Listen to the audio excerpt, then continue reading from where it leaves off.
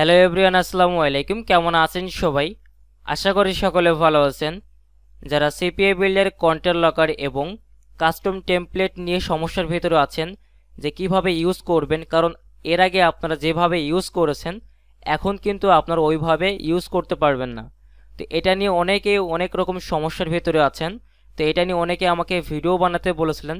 তো আজকের এই ভিডিওতে আপনারা কিভাবে প্রাইভেট মিরর সেটআপ করবেন, কিভাবে আপনারা কন্টেন্ট লকারগুলো ক্রিয়েট করতে পারেন, কিভাবে সলভ করবেন, আজকের এই ভিডিওতে A to Z আলোচনা করব। সো ভিডিওটি আপনারা সম্পূর্ণ কন্টিনিউ দেখতে থাকুন। আশা করি এই ভিডিওটি আপনাদের খুবই কাজে লাগবে। এবং যারা আমার এই ভিডিওটি নতুন দেখছেন, যদি আপনার কাছে আমার এই ভিডিওটি ভালো লেগে থাকে তাহলে অবশ্যই আমার এই চ্যানেলটিকে সাবস্ক্রাইব করে রাখবেন এবং তার পাশে থাকা বেল আইকনটিকে অন করে রাখবেন পরবর্তী আপডেট ভিডিও পাওয়ার জন্য। এবং যারা অলরেডি সাবস্ক্রাইব করেছেন তাদেরকে অসংখ্য ধন্যবাদ। প্রথমে আমরা বিল্ডে ক্লিক করব, এরপরে কন্টেন্ট লকারে ক্লিক করব, এরপর আবার এখানে ক্লিক করব, দেন ভিজুয়াল এডিট বাই প্রাইম এখানে একটি ক্লিক করব, এরপরে এখানে বিল্ড নাও। তো এখান থেকে কিন্তু হচ্ছে আমরা কন্টেন্ট লকারগুলো কিন্তু আমরা তৈরি করছি। ওকে, দেন আমরা যখন কন্টেন্ট লকারটা তৈরি করছি, সাপোজ মনে করেন আমি এই কন্টেন্ট লকারটি কিন্তু আমার পূর্বে তৈরি করা ছিল, বাট এই রিসেন্ট CPABuild এর আপডেটের কারণে কিন্তু আগের সিস্টেমের মতন করে আর কন্টেন্ট লকারগুলো ব্যবহার করা যায় না। তো কি রকম কি সমস্যা হচ্ছে আগে সেই সমস্যাগুলো আগে দেখি। ফার্স্ট অফ অল আমরা এখান থেকে যখন এগুলো তৈরি করছি, তৈরি করার পর আমরা এখান থেকে কি লিঙ্ক জেনারেট করছি। তো এর জন্য build a link code for website, then এখানে ক্লিক করার পরে আমরা মোবাইল লকারে এখানে ক্লিক করব, দেন এরপরে আমরা এখান থেকে যে কোনো একটা সিলেক্ট করলাম, আমার নামটা এখানে সিলেক্ট করেছি, এরপরে জেনারেট কোডে ক্লিক করব। তো এর আগে যখন আমরা কন্টেন্ট লকারগুলো ইউজ করতাম আমরা URL লিঙ্কে ক্লিক করতাম, এরপরে আমরা এখান থেকে একটা লিঙ্ক পেতাম, ওই লিঙ্কটা নিয়ে আমরা কাজ করতাম। আমাদের বিভিন্ন রকম যে গিফট কার্ড যে ল্যান্ডিং পেজগুলো আছে ওইগুলোর ভেতরে আমরা সেট আপ করতাম। আজকে কিন্তু ভিডিওটি লং হবে, কিন্তু এই ভিডিওটি আপনার জন্য খুবই গুরুত্বপূর্ণ। সো ভিডিওটি আপনার একটু ধৈর্য সহকারে দেখার চেষ্টা করবেন। আগে কিন্তু আমাদের এখানে প্রাইভেট মিরর কিন্তু লেখা আসতো না, বাট এখন কিন্তু আসতেছে। তো এটা আমরা কিভাবে সলভ করতে পারি এটা আমরা এখন দেখব। তো ফার্স্ট অফ অল আমরা আরেকটা কাজ করতে পারি, সেটা হচ্ছে যে আই ফ্রেমে ক্লিক করব, ক্লিক করে আমরা এখান থেকে এই লিঙ্কটা এখান থেকে কপি করব। এই যে এতটুকু কপি করলাম, এরপর এই লিঙ্কটা আমরা ভিজিট করব।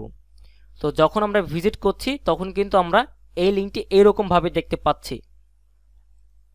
এখন আমরা যদি চাই যে এই URL এর মাধ্যমে এখান থেকে আমাদের ওয়েবসাইটের নামটা লেখা থাকবে, আমরা অন্যভাবে ইউজ করতে চাচ্ছি, আমরা এর আগে যেরকম ভাবে ইউজ করতাম ওই রকম ভাবে যদি আমরা ইউজ করতে চাই, তো সেক্ষেত্রে আমাদের প্রাইভেট মিররটা সেট আপ করা লাগবে।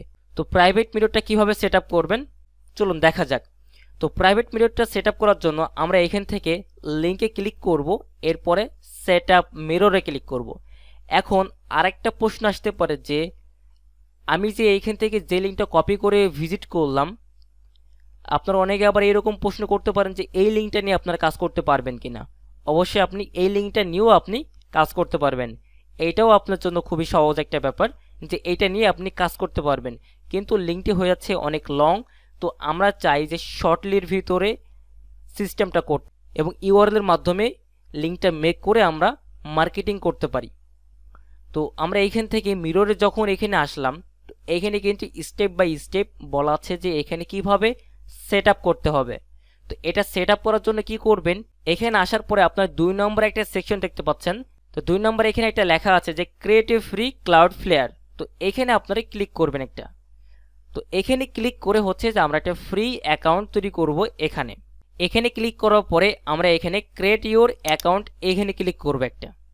এখানে ক্লিক করার পরে আমরা এখানে ক্রিয়েট অ্যাকাউন্টে ক্লিক করব, এরপর সাইন আপ পেজে ক্লিক করব, এরপরে আপনারা এখানে একটি ইমেল, এরপর এখানে একটি পাসওয়ার্ড দিবেন।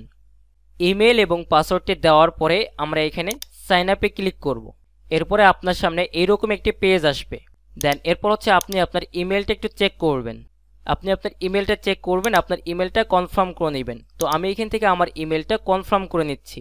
ইমেলটি কনফার্ম করার পর আমার অ্যাকাউন্টটি ফুললি কমপ্লিট হয়ে গেছে। এখন আমাদেরকে এখানে কি করতে হবে, আমাদের এখানে একটি সাইট অ্যাড করতে হবে। কিভাবে আমরা এখানে সাইট অ্যাড করব? সাইট অ্যাড করার জন্য আমরা এখানে অ্যাড সাইটে ক্লিক করব। এরপরে আমাদের সাইটের নামটি আমরা এখান থেকে কপি করে নিয়ে আসব। আমাদের সাইটের নামটি কপি করলাম, দেন কপি করে নিয়ে এসে আমরা এখানে পেস্ট করব। পেস্ট করার পরে এখান থেকে আমরা এই ডট থেকে এতটুকু কেটে দিব, দেন এই স্ল্যাশটা কেটে দিব। এরপরে অ্যাড সাইটে ক্লিক করব। অ্যাড সাইটে ক্লিক করার পরে আপনারা এখান থেকে একটু স্ক্রল করবেন, দেন একটু নিচের দিকে চলে আসবেন, দেন এখান থেকে ফ্রি যে অপশনটা থাকবে এটা চুজ করবেন, দেন এইখান থেকে কন্টিনিউতে ক্লিক করবেন। তো এখন হচ্ছে আমাদের এখানে ডিএনএস রেকর্ড অ্যাড করতে হবে। তো এর জন্য আমরা আবার CPABuild মিরর অপশনে চলে আসবো। দেন এরপরে এখান থেকে প্রাইভেট থেকে শুরু করে আমরা .com পর্যন্ত এখানে কপি করব। কপি করে দেখেন এখানে কি বলা হয়েছে যে সি নেমের ভিতরে এটা দিতে হবে। তো আমরা এখান থেকে কি করব যে অ্যাড রেকর্ডে ক্লিক করব। রেকর্ডে ক্লিক করার পরে টাইপ, এখান থেকে ড্রপ ডাউন মেনুতে ক্লিক করব। এরপরে সি নেম রেকর্ড, দেন আমরা এখানে এটা পেস্ট করব। পেস্ট করার পরে এখানে একটা অ্যাড্রেস দিতে হবে। এরপরে এখানে সেভে ক্লিক করবেন। যদি এরকম কোনো প্রবলেম হয় তাহলে এখানে কি করবেন, ডিএনএস দিবেন। এরপরে সেভে ক্লিক করবেন। এরপর আমরা আবার নেমে ক্লিক করব। নেমে ক্লিক করার পরে আমরা এখান থেকে অ্যাড্রেস দিব। দেওয়ার পরে আমরা এখানে কন্টিনিউতে ক্লিক করব।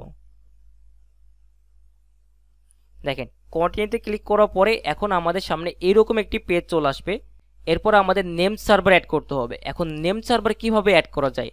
তো এর জন্য কিন্তু অবশ্যই কিন্তু আপনার একটি ডোমেন হোস্টিং থাকতে হবে যেখানে আপনি নেম সার্ভারগুলো অ্যাড করতে পারবেন। তো কিভাবে আমরা অ্যাড করতে পারি?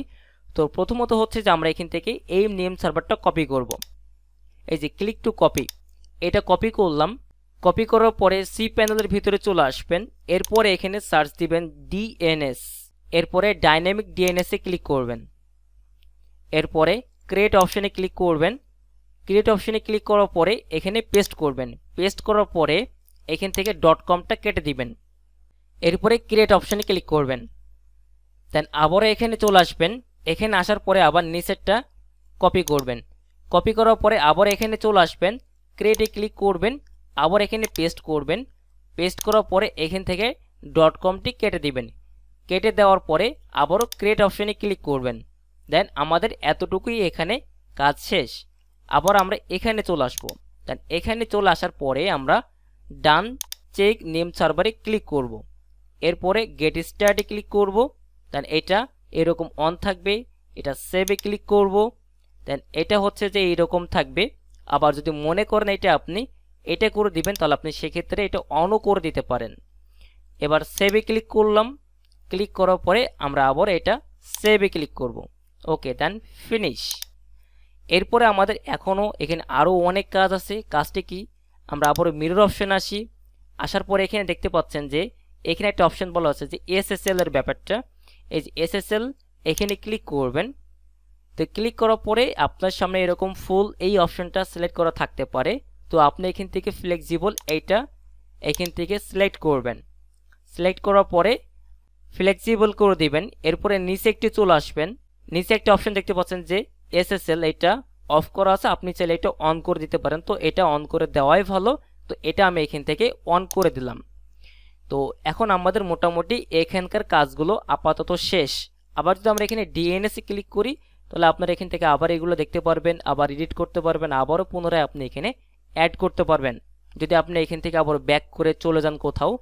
তো আমরা আবার ড্যাশবোর্ডে চলে আসলাম। তো ড্যাশবোর্ডে এখানে আসার পরে আপনারা দেখতে পাচ্ছেন যে আমার ওয়েবসাইটটা এখন এই মুহূর্তে পেন্ডিং দেখাচ্ছে। এটা আপনার 24 ঘন্টা সময় নেবে।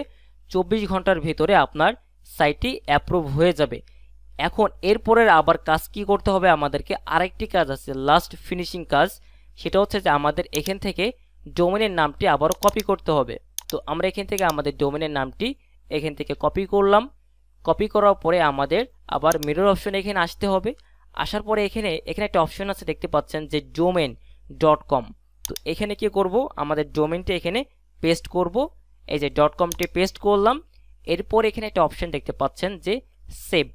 তো আমরা এখান থেকে এখন কি করব? সেভে ক্লিক করব। তাহলে ডোমেন অ্যাডেড।